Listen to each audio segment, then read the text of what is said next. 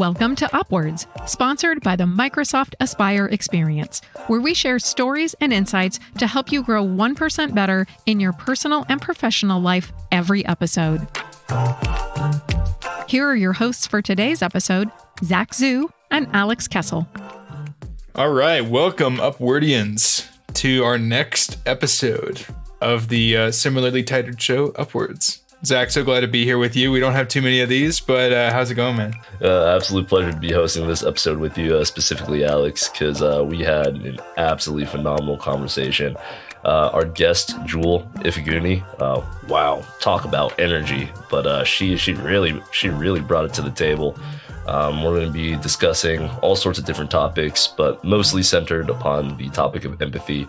And she'll be going into her experience working with Minecraft at Microsoft, and also her own personal studio production, YouMatter Studios. And just can't wait for you guys to dive on in with us, because we took so much away from this conversation, and really hope that you all do as well. Let's roll the episode. Hey, Jewel, welcome to the show. Thank you so much for your time and sharing your awesome knowledge on the subject matter around empathy, something so simple, but not really at all, with our audience. Yes, thank you so much for introducing me and inviting me. I'll give myself a little bit of an intro, if that's cool. Yeah, absolutely, please. Okay. Hey, y'all. My name is Jewel Ifeguni. You can think of me as a change maker, committed to building an inclusive world through media and tech. I wear a ton of hats. I'm a speaker. I'm a TV host. I'm founder and CEO of YouMatter Studios. I'm a technical program manager at Mojang Studios. But overall, I'm also a daughter of Nigerian immigrants. I'm also an immigrant. Came to America when I was a year and a half. So even having that background has really shaped my view and my journey as growing up as a Black woman in this country. So super excited to be here. Before we hop into the actual interview, could you let us know how you have time to breathe with all the things that you do? It's a primary question from our audience. I already know. Yeah, that was insane. Yeah, so I have a really dope team. So there's my team at Microsoft. So I'm able to fully still do my 8 hours a day and do my TPM stuff. But when it comes to YouMatter Studios, there's a team of 11 people, and I have a ton of advisors too. So it helps ensure that we're able to continuously crank out content. Do I sleep 8 hours a night? Your girl's working on it. Okay. But a lot of green tea and lemon and ginger helps keep me going. I'm very fortunate to have a team that backs me and supports me in doing these things, so then we can scale in these areas too. So that, I hope that's an answer. Yeah, I feel a lot more confident in my ability to breathe. Well, I mean, there's so much to unpack there. And I know, like we said, we're talking about empathy. And you mentioned just all these things, the immigration and your experience here. And we want to start unpacking that. So kind of along the lines of your story, where does your story start with how you started noticing issues around empathy and how you started becoming all the many things that you are today? You want to take us kind of to the origin point for Jewel. Yeah. Ooh. I mean, the origin was really insert the date. Yeah, sure. But I get what you're saying is what was the origin of okay, something's happening here. We got to change it. And for me, that was specifically when it came down to representation in media and how we're really perceiving people.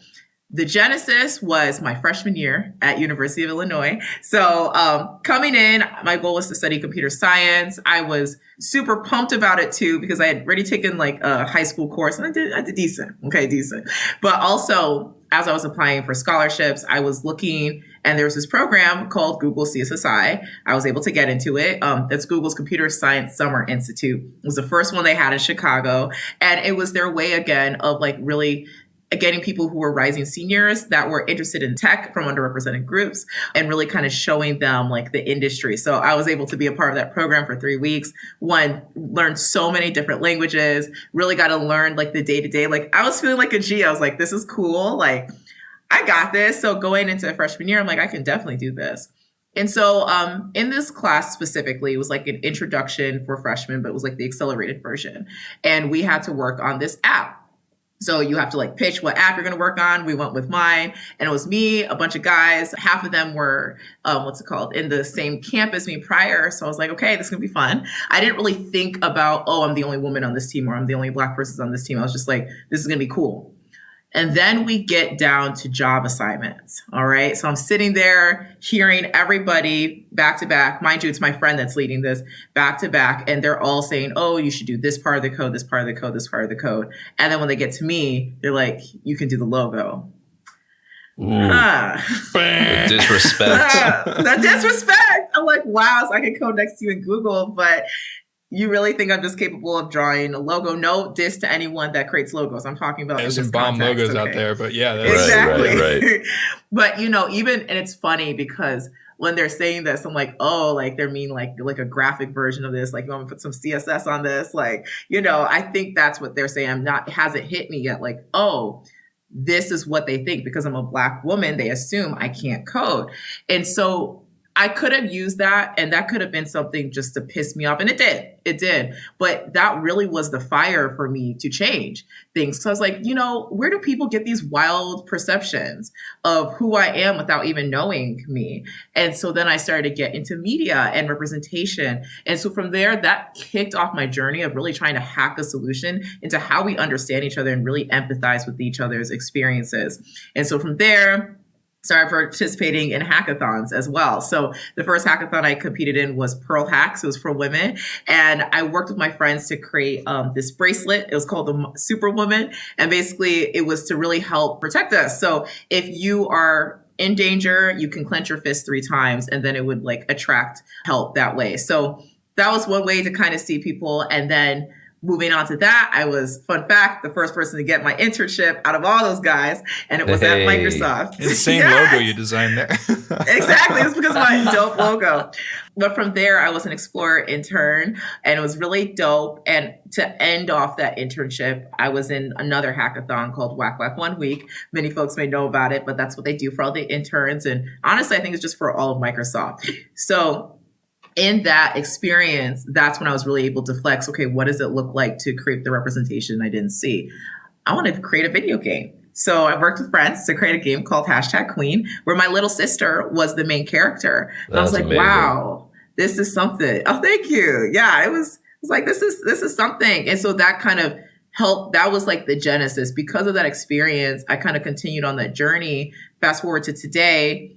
I started YouMatter Studios back in 2017 as a game studio. Evolved today is to an overall media company. We've created several shorts. We are currently working on a docuseries. We have weekly events. Like, all of this grew because I saw something that needed to change and I wanted to do something about it. So, yeah. That's absolutely amazing. And I mean, to get everything that you've gotten done so far, that's a lot of motivation, a lot of grit, and a lot of leaning on others, especially with YouMatter Studios and creating all of that kind of content.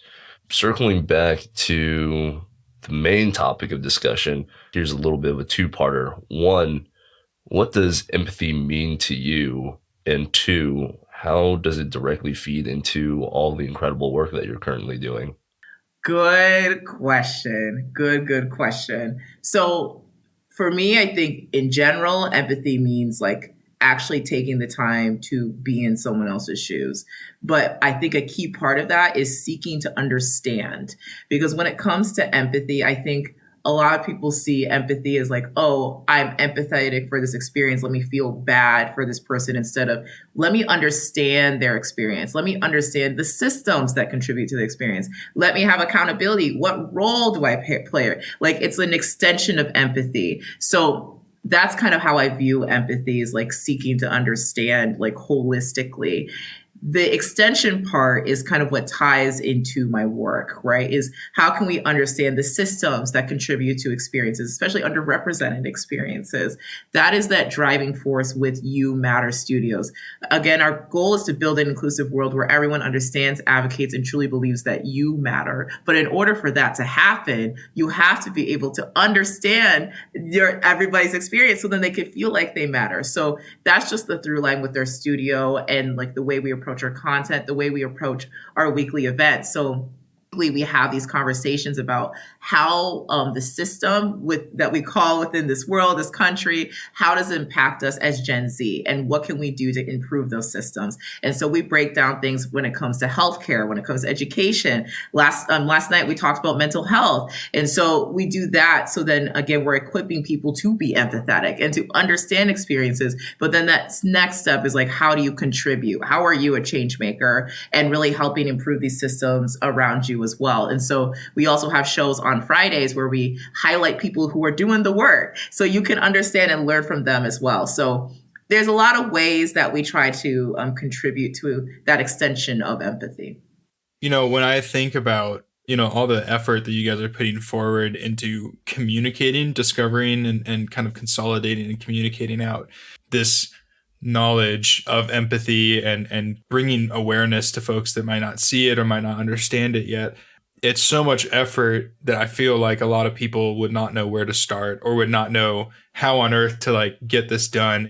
How has your focus on empathy helped you build the team that you have? Because I think that the fact the team exists is really important here. Because the old adage, if you want to go fast, go alone. If you want to go far, go together. But how do you think that your focus on empathy has impacted that?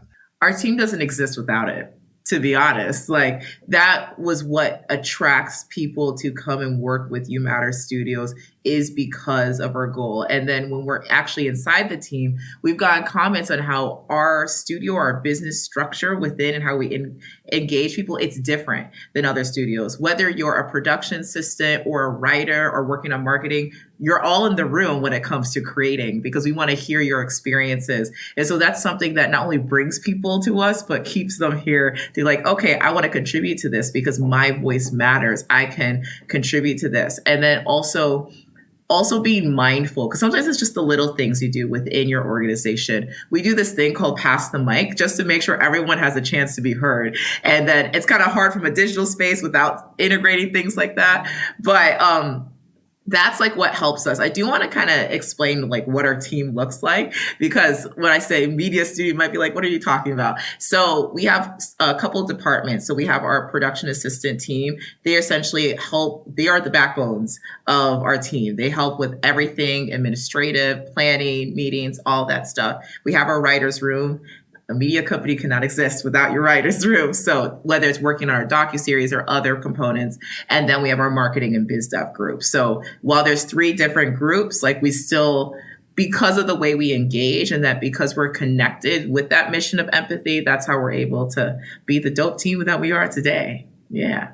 Are you looking for more members, more dope members? Yes, actually, I might know a couple people. I'm glad you asked. No, we really are. I'm looking for a marketing intern right now because we're trying to pitch our docuseries, How We Got Here, to networks, and we want to grow our social media platforms on that specific docuseries. So if you are interested in being part of this Changemaker community, hit us up at youmatterstudios.com. Man, free marketing right there. That was the most perfect plug I've ever heard in any form of media. That was just perfectly placed. See, y'all got to know, like, I'm pitching all the time. Sorry. No, always be pitching, right? Like ABPs, keep it up there. There we go. So I really want to know, like, what is the coolest story about the impact of the content that you've made, or just like how you've walked into a situation and been who you are here and wanting to seek to kind of rectify the divide that you see here. What's a cool story that you've gotten to share of like, wow, man, I'm so glad that I do this because this just happened? That's so hard, because it's hard for me to even, I will say when I started to see the visual impact was when we got into immersive storytelling. So the first virtual reality film we created was on Sandra Bland's Experience. And I wanted my peers to understand, like, this is what it looks like to be a Black woman in this situation for this specific experience. And so even when we had our first showcase, just seeing the diverse perspectives take on that and how it shifted their perspective, those are the moments where I'm like, okay, like what we're doing is doing something. It's doing something. And then fast forward to today, this happened like a couple of weeks ago. We had, I think our topic was about healthcare equity in this country. And somebody emailed us saying like, hey, we've been a frequent visitor of these conversations and we learned so much. Thank you so much for doing what you do. And so it's kind of like there's not just one, it's just that culmination of seeing like people's perspectives are shifting or they're strengthening, but overall they're feeling empowered to really contribute to improving our systems. So, yeah. Yeah, 1,000%. And I'd love to touch on something that you mentioned a little bit earlier in regards to reframing how we kind of view empathy as a whole. Like you were saying that empathy, people mostly view it as like, oh, if someone's been through a situation, you either feel good or you feel bad for them. And that's kind of the overall extent that empathy goes for them, when in reality, it requires you to do intentional research to understand and to educate yourself in order to fully immerse yourself in another person's shoes. Just curious as to how you manage to put yourself in a consumer of your content's shoes in order to make sure that you were delivering like the message of empathy across in a way that they would best understand. Yeah. So in terms of like taking the time to understand, I think the summary is like taking the time to understand a player's experience. And that's like in all the nuances as well. But like in general, understanding like how our titles work across different gaming platforms, and like also understanding, okay, cool. Are you able to ensure that players around the globe are able to like play this game? And then even the nuances in when we're thinking about the test cases and the ways that we want to test things, like what are the things players are thinking about that our devs are always think like that can cover, you know what I mean? So regardless, like there are many ways where we try to make sure we are player first. That is us as Microsoft. We put our customers first. Going into the media realm with YouMatter Studios, that is something we're thinking about, especially in our writers' room. With our docuseries now, How We Got Here, which again explains the history of this country that we didn't learn in schools too much, while also incorporating Gen Z in these conversations. It's like a talk show / panel show. Really good. Stay tuned. But even in that process, as we're creating it, we're thinking about, okay, what topics do you want to cover that will best express the opening of the systems in this country, but also in a way that's digestible and intriguing and interested to our target audience. And so those are the things we keep in mind with all of our content. What was the first project that you did within YouMatter Studios where you kind of got that feeling of, oh, we're conveying empathy correctly? We are teaching people how to empathize the right way? The Drive. I think that was the piece. So The Drive, 6-time festival award winning VR film short. Yes. Yeah. Applause all around. Yes. It reenacted a police pullover from 3 different perspectives. And it was a mother, a son, and the officer. And we wanted to make sure we did it in a way that you can kind of come to your own conclusions. We didn't paint anyone a certain way, if that makes sense. And we did it in a way to highlight the systems in all these communities as well. Like even specifically like the systems in policing, the systems within the Black community, the systems within traffic stops, and understanding that, and even with our casting as well. But with that said, because we were able to do the 3 different perspectives, because of our casting as well, because we wanted to show a young Black male's perspective, but instead of putting him behind the wheel, we actually put him in the passenger seat. And we made sure that his best friend was South Asian and driving, because we wanted to show the intersectionality and we wanted to show that it could impact multiple communities. And so even that choice in our storytelling helped translate to our viewers, because I cannot tell you how many times somebody was like, wow. And it wasn't wow because of the quality of the content. It was, wow, I didn't think about it this way.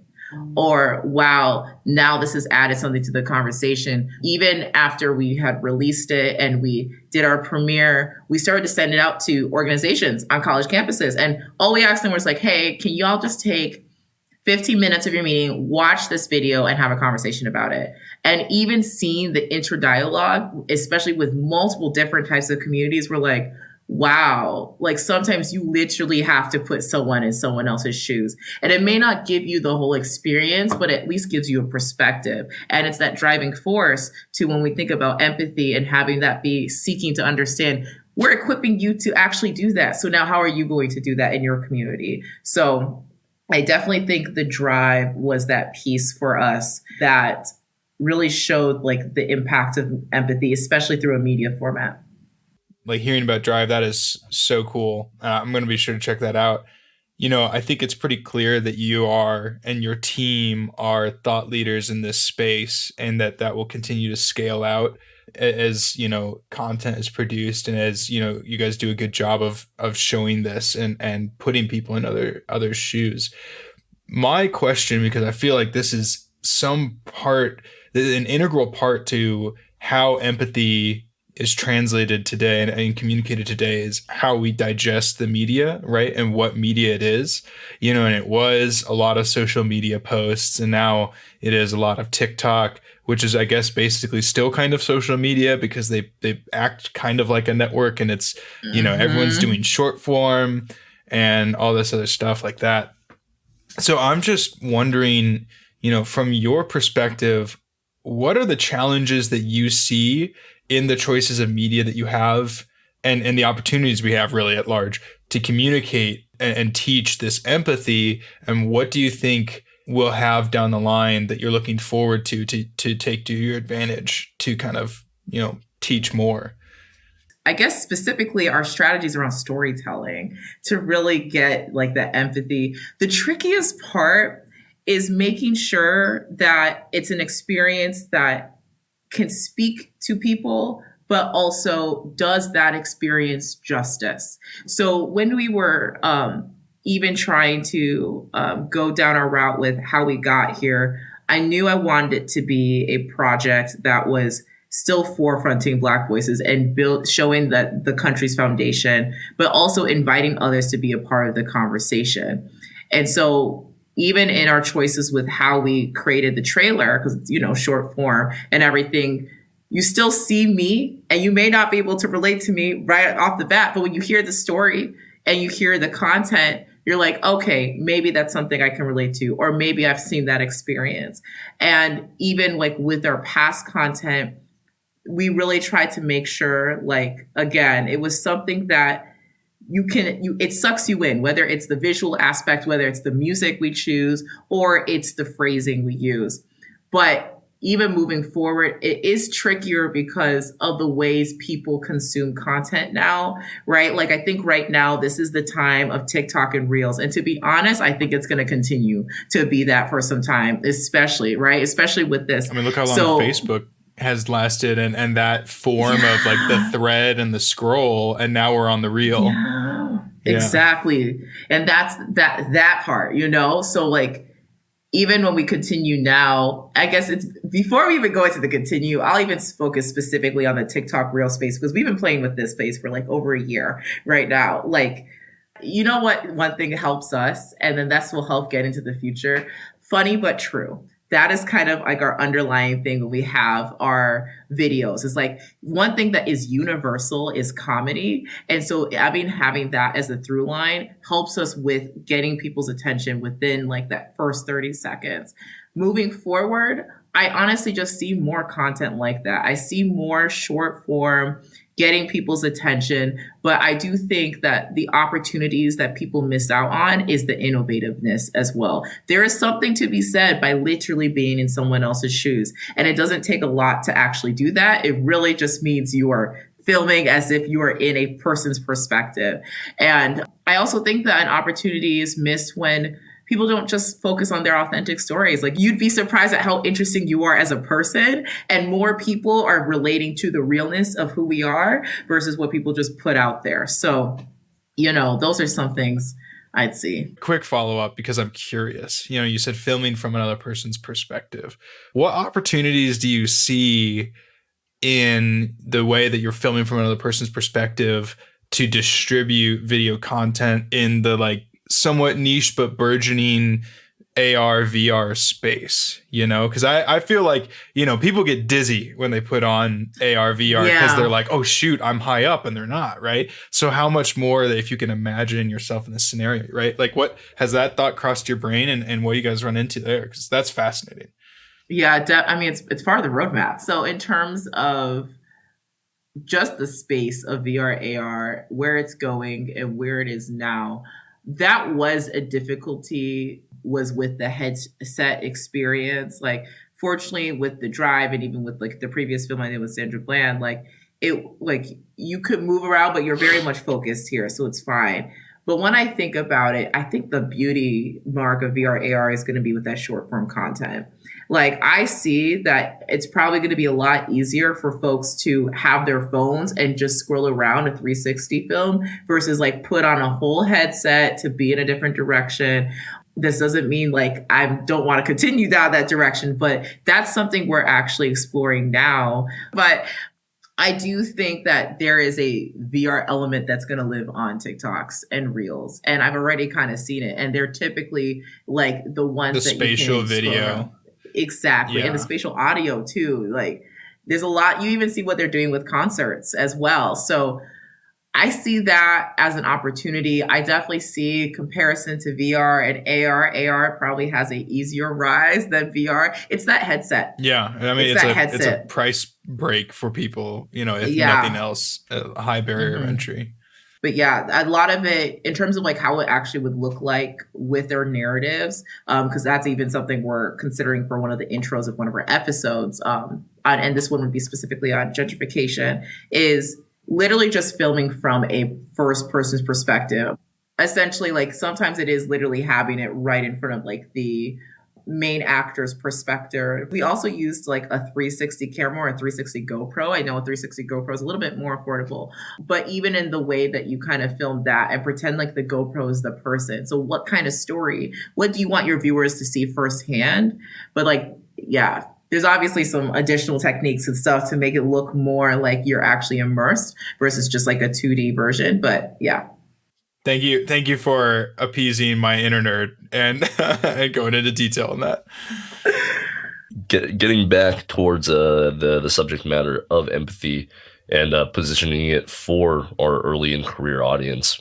But I guess from your standpoint, especially with the work that you're doing at Mojang and YouMatter, what would you say are the direct benefits of learning how to be more empathetic with being early in your career? So many benefits. Like it definitely positions you better when it comes to leadership, because I believe that we're all our own leaders. All it takes is what platform are you trying to use, right? As a technical PM, I see myself as a leader, and I see myself as a leader ensuring that we are being inclusive of all players, but also ensuring that we're having fun doing it. So like how that translates in the workplace specifically is even how I'm engaging with my team members. And I work with multiple different team members, right? Whether it's developers, whether it's testers, whether it's other producers, whether it's the designers, right? And making sure we're all feeling included. And I think that's a key thing to understand. Inclusion and empathy are one and the same. Like you can't be empathetic and not be inclusive. You can't be inclusive without being empathetic. And especially as you're earlier in career and you want to continue to position yourself in situations so you can continue to grow in your career, it's vital for people to feel good to work with you. It's vital to ensure that you're helping contribute to that positive workplace. And so being empathetic just puts you like in the right spot to do that. So definitely very important, and also very important when it comes to networking as well. Like I think that there is approach people have sometimes where it's like you're just kind of like listening to be like, cool, what can you get out of this? Where it's like, no, like let's get to know people and like, get to know them as people as well. So it could be very, very helpful, especially when you're early in career. And also in general just makes you a better person. Exactly. Yeah, throw that in there, Just casual. Shamelessly better. Just casually. But one more question positioned towards our audience, and this one is a little bit different, but just based off of your experience with running your own business on the side. I know there's a bunch of us out there, especially within Microsoft, who are super focused on potentially having some sort of side project, side business, whatever that we're doing that we want to do outside of work. But how do you manage these two extreme workloads? Because I mean, Microsoft takes a lot, and considering the fact that you're overseeing 11 people and you have a full-fledged studio going on with fundraising, winning awards, like what in the world? When you say it like that, I'm like, dang, how do I do it? One thing that helps is at least having that through line. Like, you have to know your why. Because for me, my why is, okay, I have that experience. And so that is driving me to be like, I want to build an inclusive world. Like, that is my why. My why, I'm here is to build an inclusive world. So no matter what I do, whether I'm a TPM at Mojang, or I'm CEO, founder of YouMatter Studios, or I'm so-and-so and so-so, as long as I'm under that helps me keep centered, and it helps me with priorities. And if anything, the balance allows me to be efficient in both realms. I may be continuing to run my business, but I'm still there for like an 8 and then some hour workday to make sure I'm still continuing to drive impact and work with my team. And so that balance comes from the why, because it helps keep me centered on like making sure there's time to balance. But also outside of that, I do have a really great support circle, like friends and family. They're like, yo, you can't be work all the time. So like really having that balance, because mental health is so important, y'all. Like, please don't play with that. Please do not play with that. Like, so important. Carving out the time. I'm a lot better. I do weekends. You will not find me. You will not find me, and having that rest, like, trust me, there is enough time to do everything. You just got to be centered and focused. And I do got to give a shout out to my Mojang family too. Like, I work with amazing people every day. So I'm always excited to kind of be in whatever realm I'm in. The way I see it is like, I have an opportunity to live. So let me live life to the fullest. So that is my way of saying the energy carries me, but don't worry, I make sure I build in breaks. So that's my advice to people, especially if you're just thinking about a side project, like, I don't know what I'm going to do. Am I going to be able to balance? Make sure you have those carved out spaces for you, because when you have those carved out spaces for you, trust me, it'll get a lot easier to balance, because at least you'll be thinking about it. There's no one size fits all, but you have to make sure you have that time for you. So those are the things that help me do what I do. That was great. Thank you for that, Jewel. I love that, so much of the work you've done has just come out of this moment of experiencing a lack of empathy and wanting to drive that. And your experience here has been just really trying to propagate and communicate those experiences. And I think our world recently, many things have happened, right? Like the last couple of years have been nuts. I mean, specifically last year, from pandemic to social upheaval and everything else in between. And so I kind of just want to catch your perspective on, what have you noticed in how we handle empathy or how we interact with one another? Has that changed at all? Like, what do you see kind of lacking in this space? Yeah. So I like to use summer 2020 as that mark of like the global awakening to our behaviors. Okay. Because it wasn't even just America. It was around the world. Like, we're having conversations we weren't always exactly, it was global. We were having conversations that we weren't all having because we're in our homes. It's a pandemic. Okay. We've been in a pandemic for years, y'all. Like, that's wild. And so with that though, that's when empathy became apparent. And sometimes what I saw as the disconnect, because again, what I see as empathy, I see empathy as seeking to understand, but that understanding is deep. That understanding is, okay, let me understand the systems that contribute to these experiences. So when we think about summer 2020 and the awareness of issues, especially systems that impact Black communities, what I was seeing is like, it was a lot of, I want to understand, but like, am I doing enough understanding where I'm also seeing my accountability? Am I actually understanding the systems that are contributing to these experiences? Like diving into the education system and seeing the roots of the education system within specifically United States of America, from there all the way up into where we're at now. When we think about gentrification and the way things are located, when we think about even practices of like getting into corporate America and the biases there. And so I say all that in terms of shifting because there was this moment I had, around this time. And I just had a conversation with someone. I was like, it's not always just like the donating and supporting. How do you treat the people that work right next to you? How do you talk to your neighbors that you live with? Like, I think that's the thing is like, I want to make sure people are understanding it's not just the worldly things. It's actually like who's right next to you. How are you impacting the environments you have? And the fact that you have that ability to make that impact. And so that's where I want to continue to see us to go, is to understand empathy is more than just feeling bad for somebody. It's understanding someone and taking accountability into what role do I play in this? Because we all have a role in this. We all have a role in where we're at. So how can we continue to use our own platforms to continue to make a shift, in this country? So yeah, that's what I see. Jill, thank you so much for being part of the show. We really loved having you. This is absolutely awesome. Thank you so much for sharing your heart and your mind and your efforts with us. Thank you. This was amazing. Keep on changing the world, Jewel. Thank you so much. Thank you. Wow. I think it's safe to say we're both kind of floored. That's like everything that just happened was awesome. I think that there's so much inspiration and energy that came from Jewel. And the one thing that stuck with me that I really wanted to reiterate for anyone listening was the kind of the declaration that empathy has, in picking a mission and saying, this is what we're doing. You can see how much energy and how many people can be brought around that. She founded YouMatter Studios with a goal, to increase people's understanding and empathy and connection to these issues, and just, conveying that out and kind of saying like, this is why it matters.